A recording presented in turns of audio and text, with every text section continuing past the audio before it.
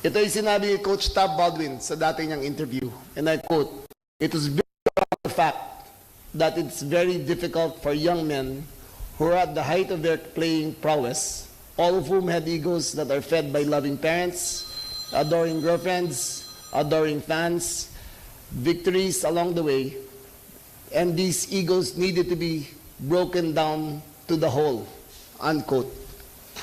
Sinabi niya rin, and I quote, "The best way to do that is to break the man and reduce him to a state where he can't do things on his own and requires the assistance of others in order to accomplish something," unquote. What we seek to do is stretch the limits of these players, take them near their limit, unquote. Ayan po ang pag-iisip at samahan ng BIBAB. Sunod, hazing.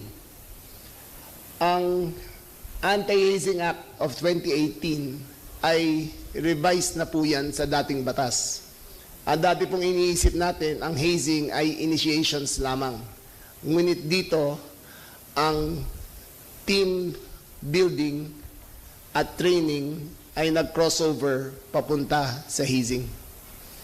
Hindi po to, ang hazing po, iniulit ko po, ang hazing po ay hindi initiations lamang. Ang dating concept natin ay nagpapaddle, ang dating concept natin ay hinihiya, ang dating concept natin ay pinapahirapan. Ayon sa batas na revised ng 2018, hazing refers to any act that results in physical or psychological suffering, harm, or injury inflicted on a recruit, neophyte, applicant, or member.